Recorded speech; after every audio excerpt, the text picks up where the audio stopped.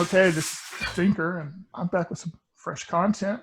The officially slightly rebranded 10Q presents, and what better way to do that? And I've got Lina and Bryson with me. They're probably, I would dare say that they are probably king and queen foodie of the infosec world. That is my kitchen wife. I'm a kitchen husband, so that makes sense, actually. Oh, and the only thing that I would say is a shame about the fact that I've never really cared to do a video podcast. Just once again showing off hashtag Cyber Moses. and Lina actually is in the kitchen right now working on some stuff, which is a good thing because I told him, I wanted to talk about food, and actually I think she's working on liquid nourishment first though. So what was in the mixer? It's one of the major food groups. Yes. What's in the mixer right now? So this is a French martini.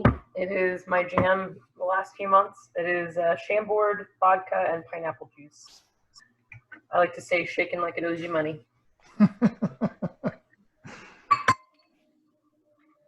And Bryson, I saw you with a glass. What are you having this evening? Yeah, so this is something I learned from Alan Friedman, who is also an incredible foodie.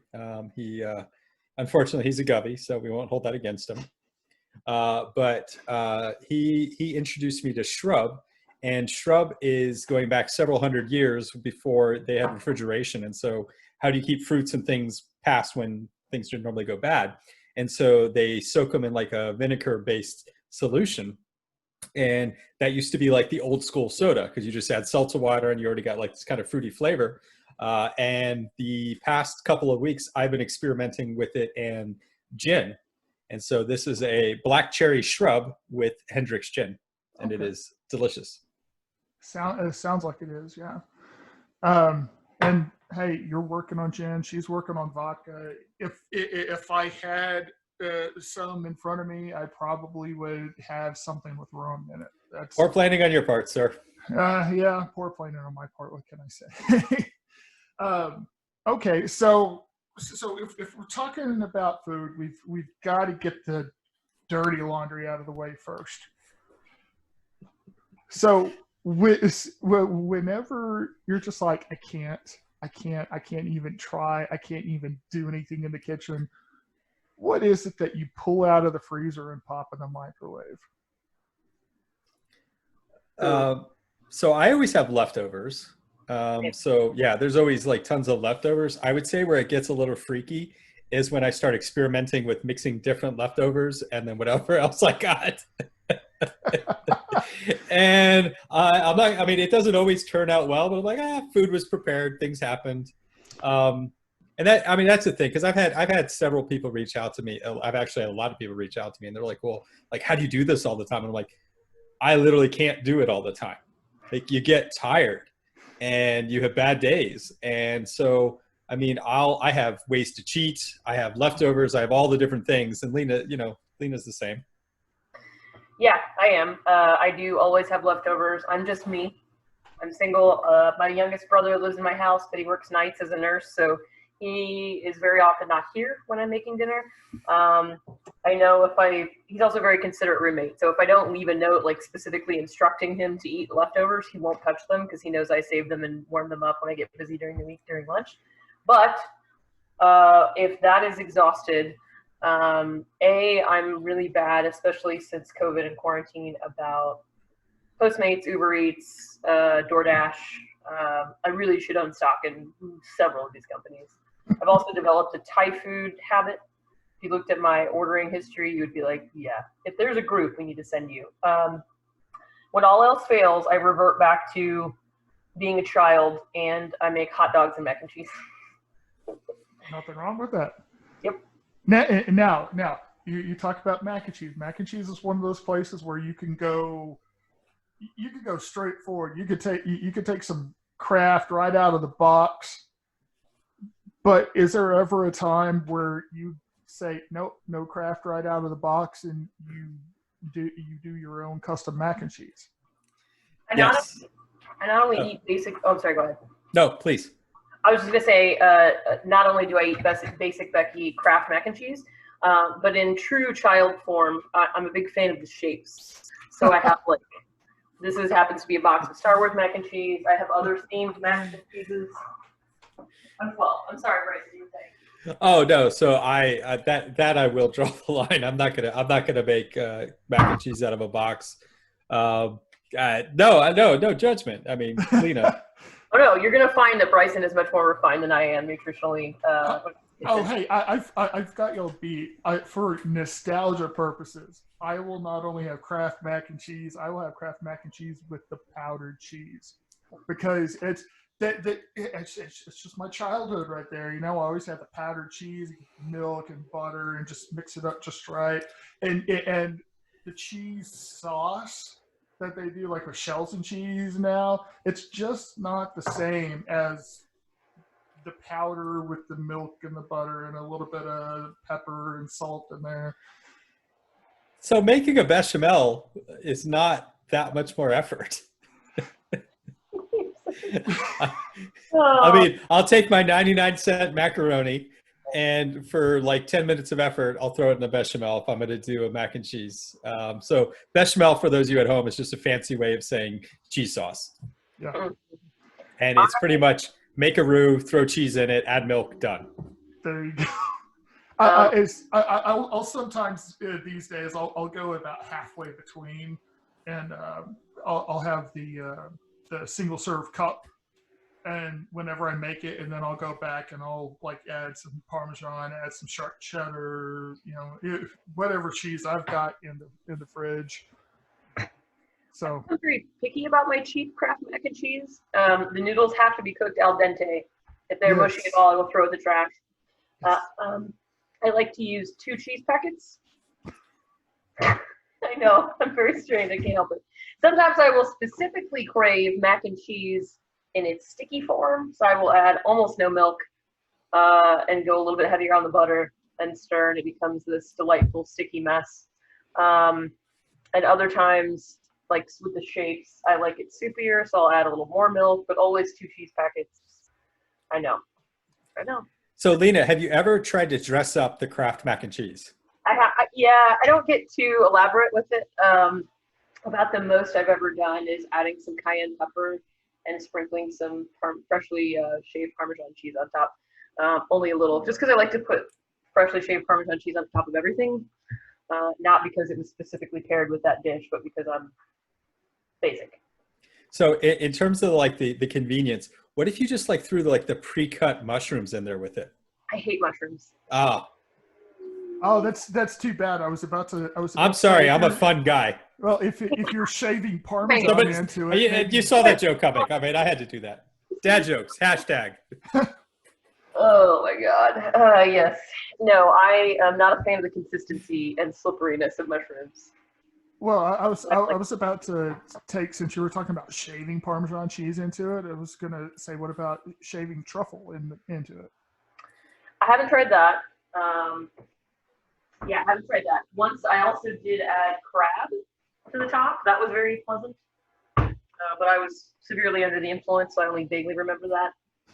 But I remember it being good. A cheating way to do that is you can get white or black truffle oils, and you have to add the oil into it. So there's a way to get sort of that earthy truffle flavor. No extra effort. Having truffles around to like shave is like, I mean, that's definitely upper pinky. I've never personally been able to accomplish the like having truffles around to throw onto my things. It's really hard to do.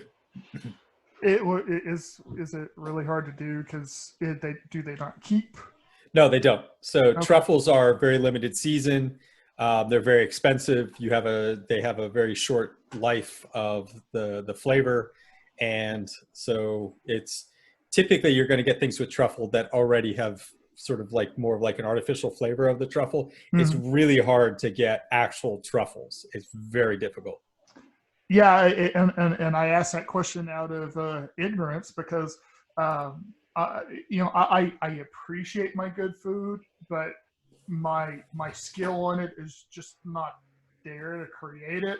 So my exposure to seeing truffle used consists of watching Gordon Ramsay in the kitchen. Yeah, so a professional chef can pull that off because they can, you know, drop a few $100 on something that's this big Yes. and then like charge you $50 a shaving. That's not going to really work in the average home. And so for me, I always look at kind of what I call the best value of cooking, of like, where am I going to apply effort that I think matters? And then where am I going to cheat the living shit out of it? That doesn't sound good when you're talking about food. Where am I just going to cheat the fuck out of it? Because I don't want to spend that amount of effort on it. Because it doesn't, like, for example, pasta. People are always like, oh, do you make your own pasta? And I'm like, I don't want to spend that much effort to make pasta. There are some really good pastas I can get my hands on, and I'll do the rest of it. Yeah, I agree with that. I definitely agree with that. Should I make for dinner tonight? Abrupt and awkward subject change. Scallops or a filet Crunchwrap Supreme. So I am not at all refined in the way that Bryson is when it comes to cooking. I like to dress up everyday things that I liked, but like to make healthier with fresh or better upgraded ingredients. And that's about the extent of my expertise in the kitchen. So what do you guys think? Scallops, or it'll be a scallop tostada. I'm in the mood for Mexican, and I've got these fresh veggies. So I would do the crunch wrap because I think that's really cool the way that you take Taco Bell home. I don't mean that in a negative way. Like, no, it's really cool the way she does it, and seeing the way she wraps it. I've actually been wanting to make that at home myself because I'm constantly looking at this balance of where I have to feed a teenager and at the same time, like, keep myself happy. Make it with filet. It makes all the difference in the world.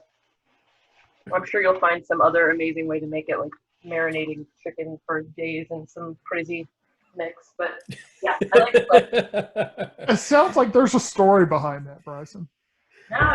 No. So Lina was the first guest I had on the cooking show that I launched during the beginning of the quarantine. So quarantine hit, and I started doing all these happy hours, costume contests, all these different events, and I was just like, you know what, I'm just gonna cook because I don't care who watches it, and it's really just I'm gonna do this. And really, we had there's two parts to what we do with the cooking show. One, let's make the kitchen more accessible, right? It's not about like, oh, make the fanciest things ever. In fact, I really discourage the guest chefs from doing that. And the second is highlighting different charities. So we're always picking different good things around the world and helping raise money for them. Lina was my first guest chef ever. It was fun. I had a great time. I made a pork tenderloin wrapped in bacon. Pork on pork. It was insane. It was so good. Pork on pork on pork is always a good choice. Good pork. So we put pork in your pork so you can pork while you're porking. All right. Well, the pork orgy aside. And so Lina and I have actually never met. So we are one of those quarantine friendships that's built up, and we are just super simpatico. We both love food. And so, like I said, she was the first guest chef that's coming on. She'll be back on. And we've just really built a strong friendship from that. It sounds like whenever everything does end up loosening up at whatever point it does, that there's probably going to have to be like a nice kitchen wherever it is that the two of y'all end up finally seeing each other in person. Yeah. It would probably have a man, it's almost like you can build a cooking competition out of y'all's first in-person meet. We still have not done our kitchen honeymoon. We have not. Also, to that end, as far as cooking and meeting people in person goes, Alyssa has already purchased a domain to want to do some kind of a barbecue conference because of how many of us in the InfoSec community not only like to cook, but seem to like to smoke meats. So there's already plans in the works to do some kind of post-quarantine InfoSec cooking, possibly smoking meats focused con. or adjacency to another InfoSec con. So we'll see. There you go. But Alyssa's running with it. Alyssa has also been a guest chef on the show. Yeah, I remember having her on my show, and we briefly did talk about that she loves barbecue. Mm-hmm. So yeah, and it was actually the first time I had personally talked to somebody that was more of a dry rub and not as much of a sauce person. Oh no, that's me too. People have a misconception that Kansas City is all about saucy business. It's really not. I mean, we do like a sweet sauce. I prefer a sweet, spicy sauce, but generally speaking, in the legitimate barbecue restaurants in Kansas City, not the fast food style ones, but the sit-down ones, Mm-hmm. if you order ribs, you'll be served a rack of ribs dry with a side of sauce. Okay. So you can add sauce. Well, I mean, honestly, whenever I think of saucy barbecue, the two places that I think of are Memphis and South Carolina. Mm-hmm. Now, that being said, so Lina, would I be making a safe assumption to say that Kansas City style is your favorite, or? Absolutely. I mean, I grew up here. I've lived elsewhere. I lived in Texas for 6 years, and I have had other regions' definitions of barbecue and not been a fan. Maybe that's just me being inflexible because it wasn't what I was used to, but I also found it to be worse. So, yeah. What about you, Bryson? What's your favorite? We all kind of are. We actually have an internal Cisco barbecue smoking teams room. Mm-hmm. And so we're all constantly trying to outdo each other. And some of the Talos guys out of Texas are big fans of smoking and being snobs about their barbecue style. So there is a lot of smack talk that goes on. Nice. On Twitter as well. I mean, mostly on Twitter. I like whatever is served in front of me. I just don't like the vinegary style. I mean, if you're going to be real and Yeah, that's real Carolina. being ridiculous about it, I don't like the vinegary style sauce. I don't like a very saucy, like I like to decide and dictate how much sauce I put on, particularly ribs. But I think every region does something a little bit better than another. Like burn ends are kind of a Kansas City thing. I think we do them better than everyone else. I think we do ribs very well, but I've really enjoyed pulled pork from the Carolina regions. So it just kind of depends on what you're talking about: brisket versus pork versus ribs, etc. Yeah. So jumping in on that, I think it is really regional. With the Carolinas, pulled pork does not, because the meat is so thick. The smoke does not permeate all the way through it, and so you really do need a sauce that's going to stand up to it, because the smoke is more on the edges, right? Versus, like, to me, I've spent a lot of years in Texas, and smoked brisket in Texas does not need sauce, right? Like, it is just perfectly throughout, because it's a leaner, thinner cut of meat when you're smoking it. When it comes to ribs, I can go either way. You can pork me either way. And I'm one of those oddballs that I am definitely very much a texture eater, and so I have a hard time with barbecue because it ends up being too much fat content for my liking. And so while I love barbecue, I tend to gravitate toward sausage because, from that texture standpoint. And man, there are some good sausages out there. There's some not so good sausages out there. I am personally a fan more of German style sausage than Polish. I mean, I've had so many different takes on sausage depending on where I've been in the country that I kind of look at it like tacos. I mean, hell, a taco is a blank slate. Paint your picture. Oh, speaking speaking of, and for Bryson, this is my go-to taco holder. I've seen it. Yeah. It's a late night Amazon purchase. The taco goes here. The hair is detachable if you don't want to, like, so much eat plastic hair in your taco, which makes a lot of sense. But I was going to show you, I got out of my freezer. That's called a shaved taco.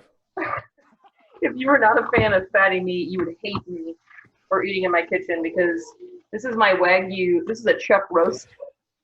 Oh, that's the Casey Cattle Company, right? Yep. That's how Yeah. marbled this chuck roast is. Oh, that is so Wagyu. So just for those of you at home, here, turn it back around. Show me that butt. Turn it around. There we go. So you see the no, I was really trying to show the meat. Yeah, but you're not going to post the video, are you? Yeah, I'm not posting video. Yeah, see? That's just for your benefit. Oh, never mind. This is radio. Oh. Yeah. I'm all dressed up for this, and we're not even used. It's fine. It's cool. Whatevs. Don't see the marbling. It's fine. But okay, for everybody that's listening, if you want to see the marbling, I will take a screen cap of it and post it. There we go. All right, Lina. Yeah.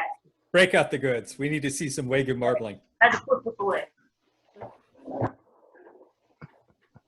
All right, so this is a Wagyu chuck roast.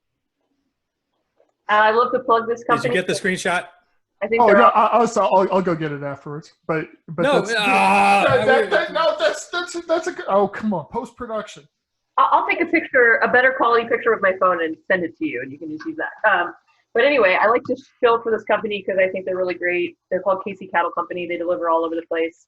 They're 100% veteran owned and operated, and they have actual Wagyu cows here in the Midwest. And I get Wagyu shipments in dry ice delivered to my porch, which I really like. And if the owners are listening at home, you can find Lina on Twitter at Dork Phoenix. Yeah, I don't know that they follow me, but I think they're great. Every time they send me a shipment of meat, I get a nice little handwritten note. The one time FedEx ever screwed up my shipment, they replaced everything and apologized profusely and overnighted it to me. It was awesome. So Wow. they're a good group of guys. Yeah, and it was a lot of expensive. Like, I got lamb that shipment and filet. I mean, if you've ever not seen a Wagyu filet, if you've never seen a filet with marbling at all, they have them. It's amazing. Even the ground beef, just the ground chuck is amazing because it's way more fatty. It's almost sweet to taste because of the marbling, but anyway, I digress. Okay, so we've talked plenty about pork and beef, and you even briefly mentioned chicken. If you take the basic proteins that everybody knows out of the picture, what would be your favorite protein? Duck. Outside of what you consider basic proteins being chicken and beef? Chicken, beef, pork. Outside of those three things, what would be your favorite protein? Scallops. Okay. And that's new. I only just learned to cook scallops a few months ago, and it's my jam these days. I remember when you first cooked them. Yep, I was nervous. I'd always been told it was really easy to screw them up, so You cook them too long, you get rubber. Yeah. It's done. It's like a steak, actually. Mm-hmm. Yeah. I enjoy it so much, and I've taken to it very much like making a fillet. Like, just, get a nice crust on each side and let it be what it is. Yeah, that whole scallop thing. For anybody that watches Gordon Ramsay as their second favorite chefs behind Lina and Bryson here, that's the thing he flips out on other chefs the most is whenever they screw up a scallop. Because I think he said it's like, was it 90 seconds on each side or even less than that? Yeah, I've seen recipes that advocate for like 3 to 4 to 5 minutes. I go 90 seconds each side. It depends on the scallop. Depends on how you dry you get them. This is part of why I like duck. Duck, you get that. You have that really fatty skin. It's like chicken thighs. You just throw it on the fatty skin and you just leave it for like way longer than you think you can. It crusts, the fat renders out, and you just have this delicious. It's the same kind of thing. It's with game, you can go really rare. So you get a like really soft thing, and at the bottom you have this like beautiful crust. Yeah, I've only attempted to make duck once, and it was okay. Again, anytime you're following someone else's recipe, you're kind of at the mercy of, how good it is. And it involved browning it and then baking it, and it was good. I've certainly had it better in restaurants, so I won't call myself a expert by any stretch of the imagination at preparing duck. But I've started doing scallops about once a week. They've become my new jam.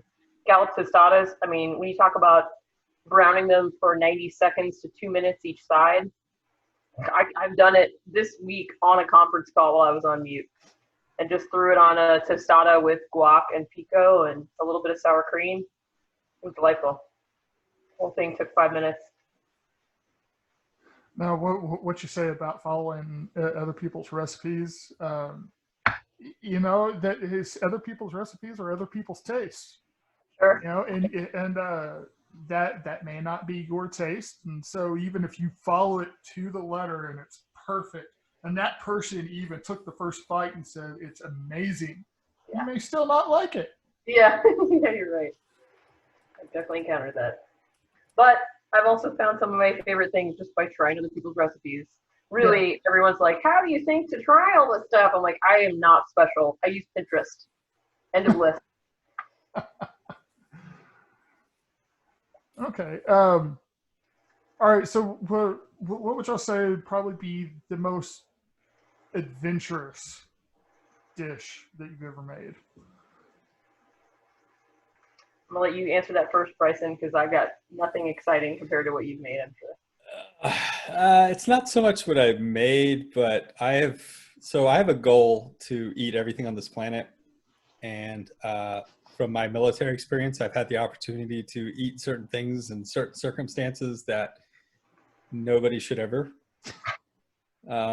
So the most adventurous, I'm not going to give you the most adventurous. I don't think you can take it. I'm going to give you like a couple notches down. I sucked the eyeballs out of a freshly killed rabbit. Oh, what was that like? Salty, then coppery. What about what about the texture? It was kind of like, sort of squishy, and you taste the salt of the eye. And I remember the first one. So we had just killed the rabbit, and it was hanging upside down. And the instructor was just like, who wants to suck the eyeball out? And we'd been starving for several days. And I'm like, that sounds like food. I'm game. And it's not like they give you instructions. So I walk up to this carcass, and like the eyes had like turned milky. I apologize for those of you at home who were like, I did not expect this cooking episode to go this way, but you know what? Fuck you. This is the way it goes. And I'm sitting there, I'm looking at everybody. I'm like, what do I do? And I just put my mouth on its eye, and I'm like I guess I suck it out, and the eyeball pops out. And I think we all biologically appreciate this, but until you have an eyeball from a body in your mouth, there's an optic nerve that actually connects it that you have to bite off. They don't just pop out. Lina's face right now is priceless. It's too bad we don't have a screenshot of that. You'll get it in post-editing. There you go. And so I'm now like caught off guard that I have an eyeball in my mouth, and I'm like, and I quickly swallowed it. So I got the salt and the copper. But don't worry. The second eyeball I sucked out, I was ready for. And I went running around the campsite with the eyeball in my mouth, going, ah! Oh my God, what the fuck? I also turned the rest of the rabbit into a puppet, and I went and said hello to everybody. I know I look so biblical and innocent, but I have lived quite a life. You get exactly one yike for that story. If it makes you feel any better, that's literally not the worst story I have. Oh, I'm sure it's not. But based on that story alone, I'm sure it's not. You don't get multiple yikes because I like you. It's kitchen Mary. So I'm gonna go with one yike.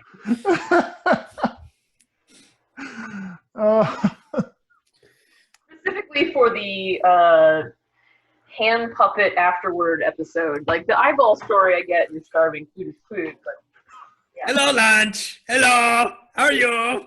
Hello. No, I seriously, like because you take the skin off, and it's like a little puppet. Only if you I love that you're so upset by this. This is only, fantastic. Only if you make it a puppet, Bryce. It's what's amusing, Lita, is you've always thought of me as like this, well, mostly fairly sophisticated tongue, and here I am telling you an eyeball carcass story, and the look on your face. It's like the Wizard of Oz has dropped the curtain. This is what's behind. There's a reason there's a fucking horn on the unicorn. Okay, you know what I'm saying? I understand. No, I appreciate and approve. Particularly if I had been present for that, I probably would have laughed. But you still get one yike. You've earned one yike for that story. Cheers! Yay! Oh, I think I have made a mid-episode decision that I'm going to put the video of this sucker up.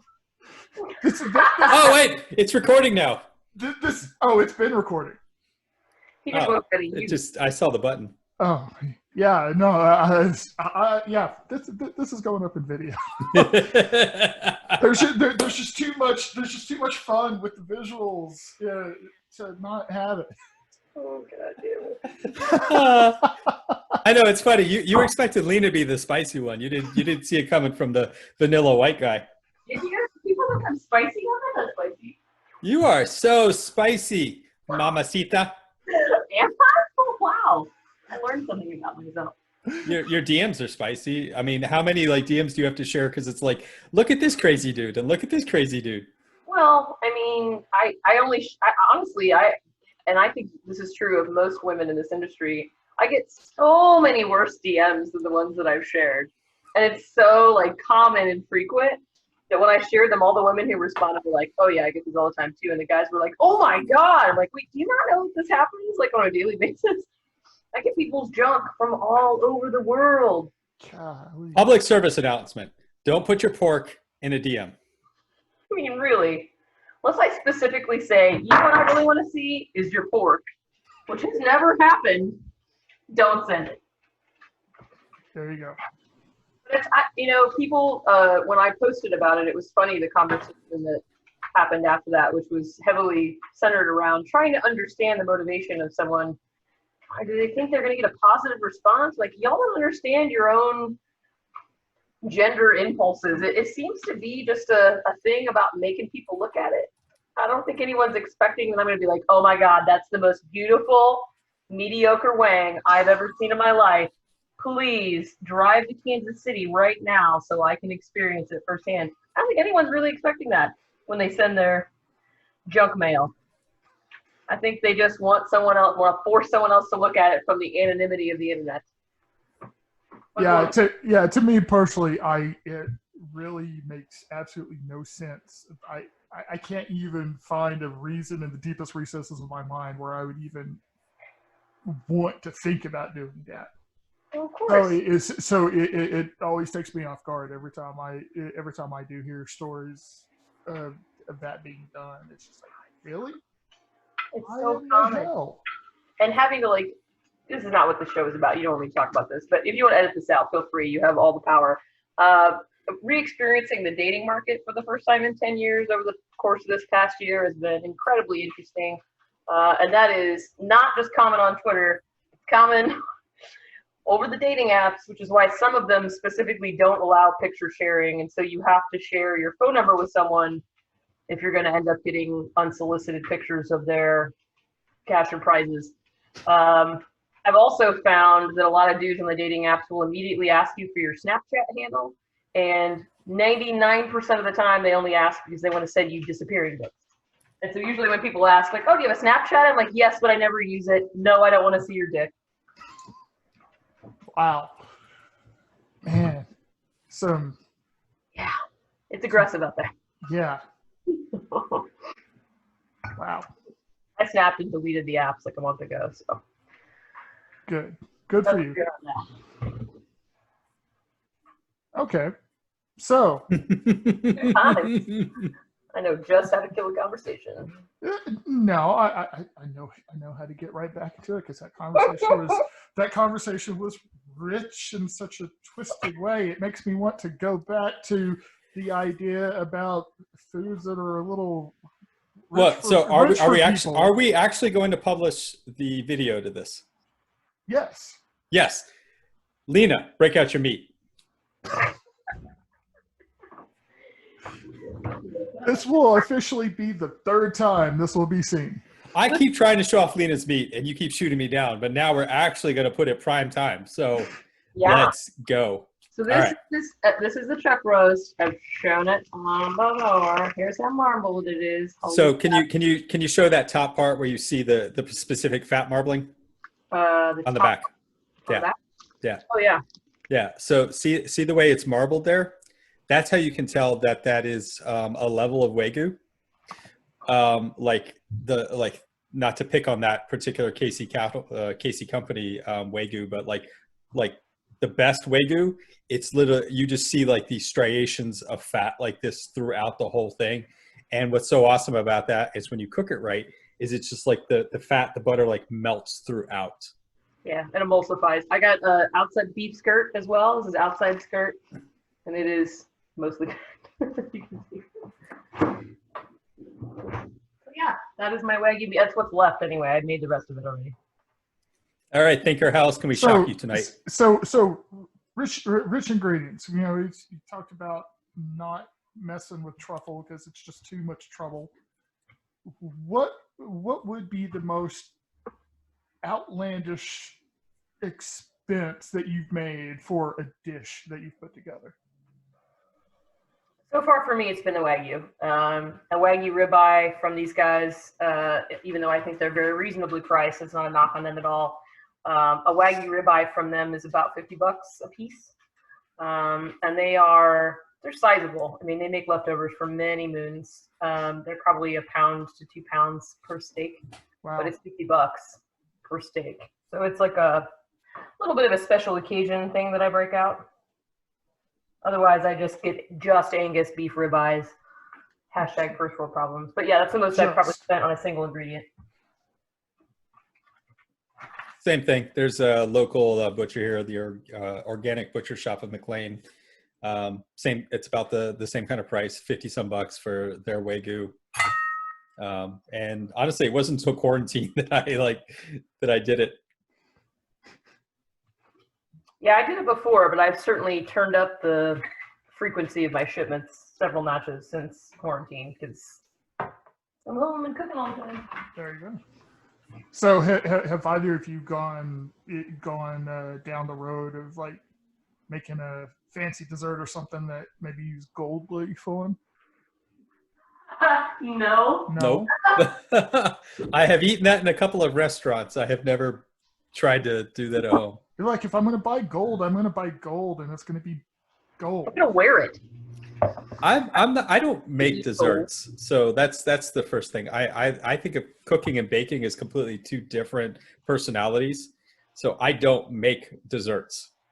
That's not really my thing. That's what keeps the beard so nice and lush. It doesn't make well, actually, it's just beard oil and the lamentations of the women.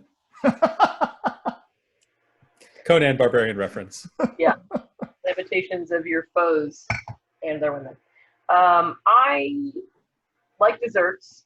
However, I am incredibly lazy and make box desserts because then I have to measure things. And I think Bryson and I are one in this train of thought. I like to cook by just throwing whatever sounds good into a pan. Depends on my mood that day, how much I've had to drink, what I've been drinking, and what sounds good with that. Kind of dictate how it turns out flavor profile wise, and you can't do that with baking. You have to measure precisely every little thing, and that is just not me at all. So I like lemon bars. I make, chocolate chip cookies from scratch is about the most effort I'll ever go to, but normally it's box cupcakes and cakes if I take that plunge at all.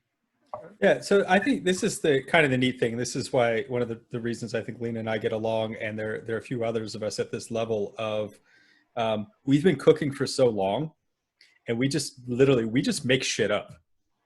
We seriously just make shit up. We're like, oh, I've got this, and I wonder how it goes with that. And I mean, it does not always come out well. I still make food that people are like, I thought you could cook. Like, why are you serving this to me? And I'm like, well, like I wanted to do this, this, and this. Now I know that doesn't work. And so you're constantly still learning, you're still playing, you're still experimenting. And you kind of reach this level where you can do that. And most of the time it's going to come out well, not always, but most of the time it is. And it's still fun to play like that. And I love seeing other people do the same thing where they're still playing around and doing different things. And it's just like food playground. This is a thing I made the other day that is new, that you can tell I like so much that I've almost completely killed it. This is, if I can even remember everything that went into this, it's a lot of garlic. A lot of garlic. There's no such thing as too much garlic. There really isn't. A lot of cilantro, sour cream, mayo, cumin. I've been putting on everything from potatoes to, I threw it on a burger the other day, completely on a whim. I made this. So yeah, baking's not my thing. You have to, if you don't measure things properly, they don't rise and the chemistry doesn't happen, and that's just not me. So where Lina was talking about Pinterest, that's like a lot of it. Like we're just constantly looking and seeing different pictures, eating different things, trying different things.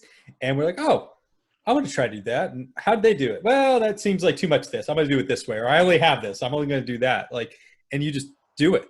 Yeah. And that's it. You just keep going. Well, I don't like mushrooms, so I'm going to caramelize some onions instead. Similar-ish consistency, but something I know I'm going to like the flavor profile of. So yeah, I substitute stuff I don't like for stuff I do like all the time and just see what the fuck happens. Okay, so you talk about trying new stuff, but of course everybody has their go-to comfort food. What's that one comfort food that you always go back to?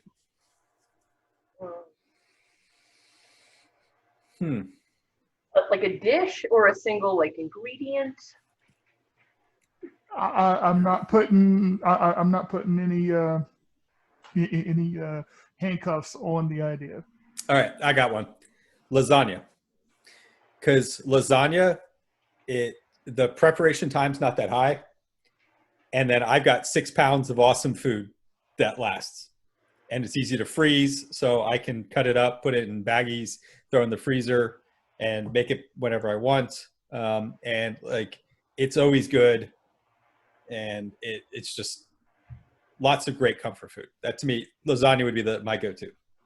Mine is probably my grandmother's chicken casserole recipe. It's the only family recipe we really have that's been handed down for a few generations. It is chicken breast, cream of broccoli, cream of chicken, mayo, curry powder, cheddar cheese, baked, and then served over white rice, which, if you're doing it properly, according to my grandmother, you have to make the rice. It has to be long grain, slow cooked rice made with the chicken broth left over from cooking of the chicken. Very specific. You are a fraud if you don't do the rice that way. And then you serve the chicken casserole over the white rice. Especially in the fall and winter time when it gets cold outside. That is my comfort food. And it also makes leftovers that I can eat for days and days. It makes a great can of it. My brothers will actually come over just to eat that because it's our one family recipe, and it's, and they will eat it way past what I would consider its expiration date of leftovers. Like my brothers come to stay with the dogs when I had to go out of town for work before, when it had been in the fridge for like 3 weeks and I was intending to throw it away, and I'll come home and he's eating it all. I'm like, hope you didn't. You feel okay? They don't care. Either they have steel insides or my idea of spoiling time is way conservative. I don't know, but yeah, that would be mine. Yeah, I always go for a good chicken fried steak. Oh yeah. But it can't. The ratio of the breading to the steak can't be out of whack. Sure. There has got to be more steak than breading. And then I am often questioned about what's wrong with me whenever I say this, but not with cream gravy. I need a good flavor profile brown gravy to go on my chicken fried steak. Brown gravy. See, all right. My favorite restaurant here in KC, and I should put it that way. My favorite local restaurant, not in all of KC, here in Lee Summit is called Third Street Social. Shout out to them. They have a brunch chicken fried steak, but they serve with scrambled eggs and a green, like a verde white gravy. Mm-hmm. And it is spicy and delicious and a perfect addition. And they don't overdo it. They don't drown it. It's sort of like a thirds. Here's a chicken fried steak. Here are the eggs. Here's just enough of the green, like the verde pepper gravy.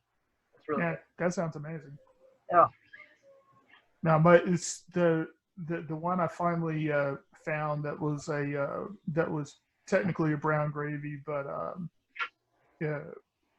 wasn't basic bitch brown gravy. Well, it was at Saltgrass. Hell, for the life of me, I can't remember exactly what they called it, but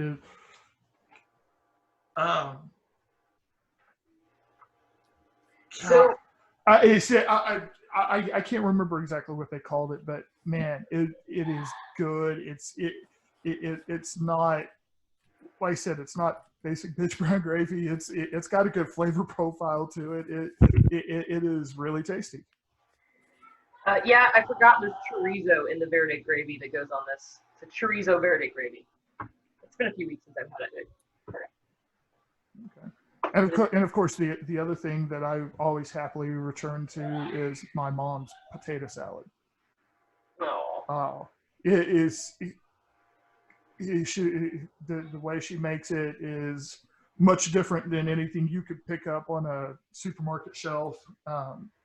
It's more mustard based, and it avoids things like celery, which I cannot stand celery. If you put celery like in a stew and it's cooked for long enough, I can appreciate it. But if it's not cooked for long enough, no, the taste just haunts my dreams. Here's another way in which I'm ghetto, another abrupt subject change because I'm cooking, but that you can still dress up what you're making. In this case, the Crunchwrap Supreme that I'm making with filet. I like to add an aioli to it, but to save time, this is actually supermarket pre-made chipotle aioli. It's actually pretty good. And it saves me some time and not having to construct this. So look for it in your supermarket aisle. Put it on all the things. It's pretty good. There's a garlic version as well that I like. Can co-sign that chipotle aioli. It is good. Yes. I believe it's made by Kraft. I realize it's ghetto. I don't care. Yeah, that's not ghetto. Come on now. There is a thing called saving a little bit of time. Peace of mind. Yeah, I mean, I'd rather spend time making sure the filet is perfectly cooked than making my own chipotle aioli. Maybe someday I'll change that position. Actually, particularly since constructing that garlicky cilantro-y business, I might just put that on everything from here on out. Okay, so we're about done, but I want to wrap this up by playing a little bit of a game of Stump the Chef. And this particular game of Stump the Chef is going to look very similar to the Food Network show Chopped, except you're not actually making it. You're just going to dream up something and see who can come up with what sounds like a more cohesive dish. Okay. I'll start easy.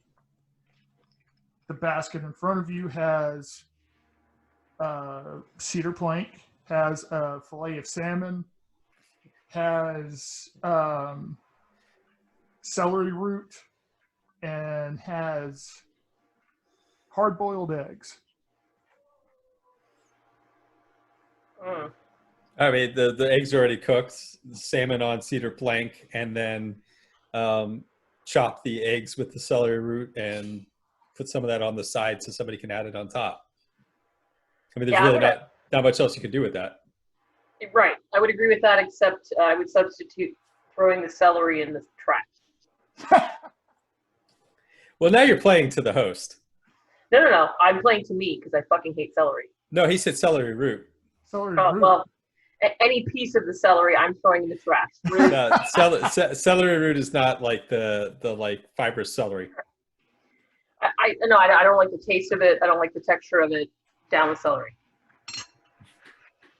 In full disclosure, the one time I actually tried celery root mash, I had high hopes. No, it still tastes like celery. Right. Not playing to anyone. I legitimately hate celery. Okay. Let's see.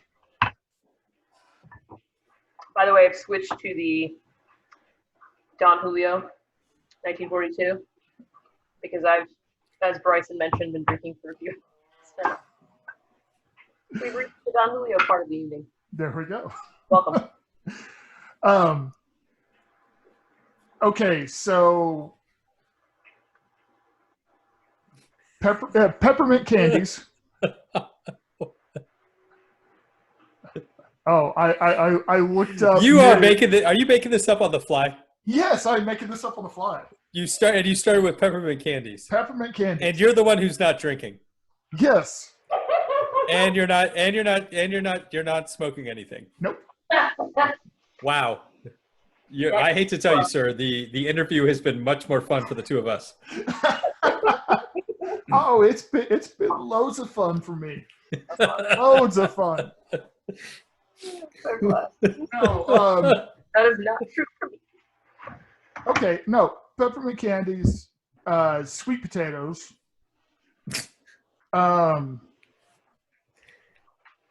the fuck does peppermint have to do with anything?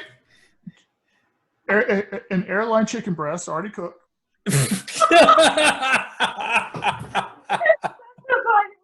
An airline chicken breast, not just a chicken breast, but an airline chicken breast. Well, once again, it goes back in that basic bitch category that the brown gravy was.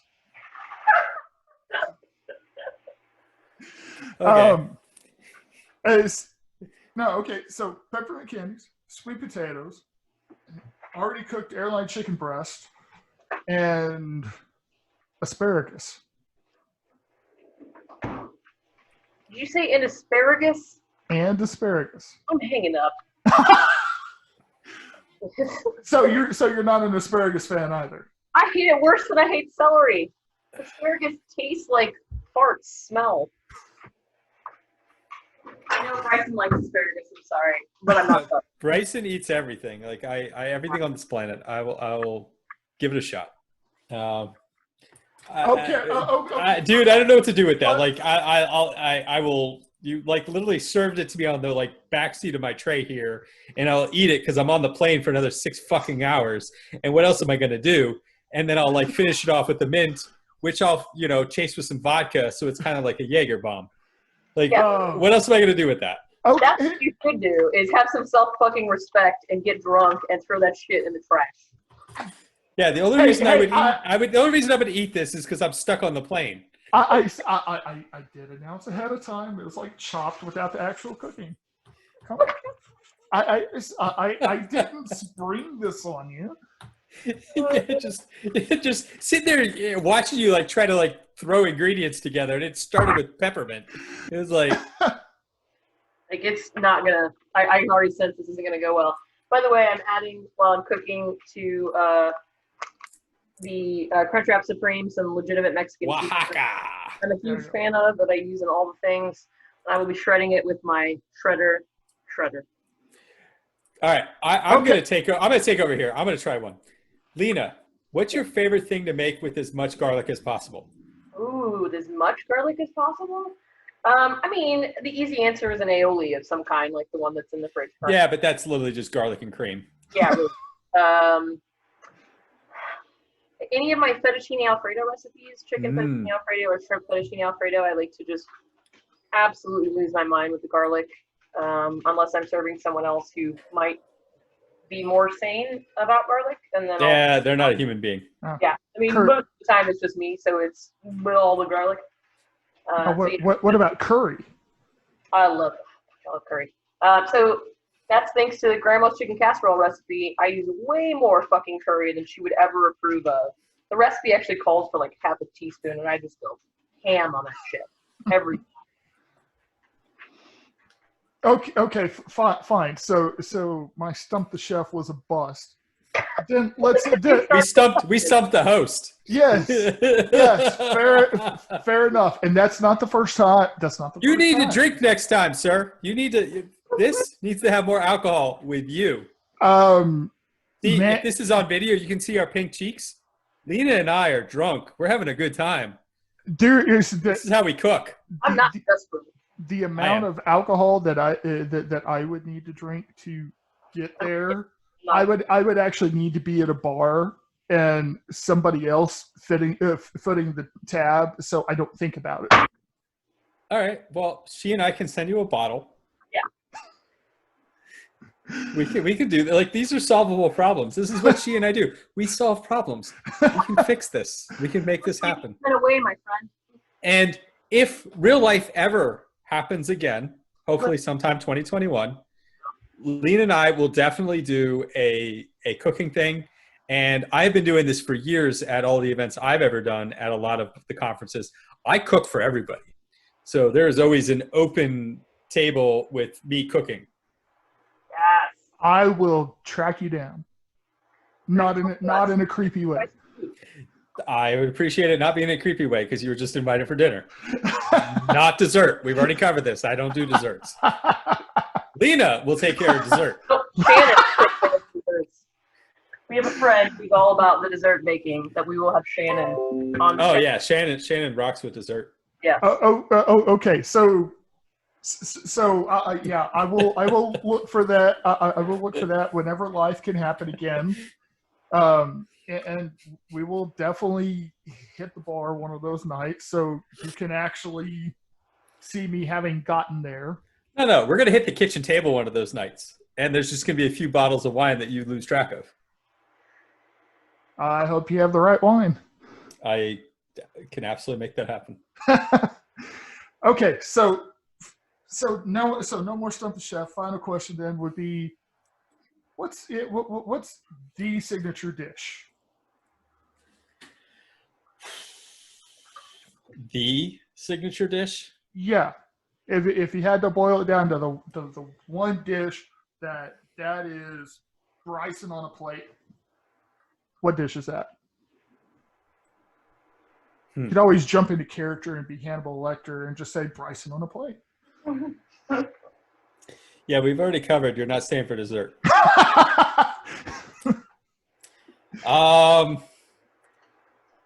So I don't have like a dish. Like I'm like, this is my dish. But I would say if I were going to, the combination again of I don't want to spend a lot of time on something. I want to feed a lot of people.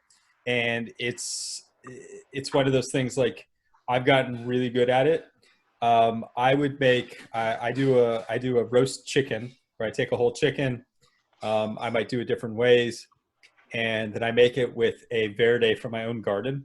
So I have enough spices and I will just go out there and grab all the greens, chop it up, throw it in with some anchovy. And you take this chicken and you dip it in that green. And I'm not going to say you're going to see God. But we will see Moses. You will see Moses. That sounds really good. That sounds really good. What about you, Lina? Ooh, I don't know. All right. So there are a couple of things that I think are more me than other things, but it's hard for me to pick between my grandmother's chicken casserole recipe that I talked about already. That's the comforting thing I make for people when they come over and they're bummed out. And they just go, "What are you making?" I'm like, "Don't worry about it. It'll be good. I promise." But I also am a big fan of making for people that filet, egg, cheese, hash brown, chipotle aioli, Oaxaca cheese breakfast burrito. It brings me comfort on a weekly basis. It's my Saturday morning selfish, I'm going to play some Call of Duty and make an elaborate breakfast before I go on about my day thing. So it's my favorite thing, I would say, but maybe my chicken casserole is my favorite thing to make for other people. Mostly because my brothers love it so much. Oh. Wow. That sounds tasty, and even though I had late lunch, man, I feel like I haven't had lunch at all. So I'm just thinking about all this food. All right.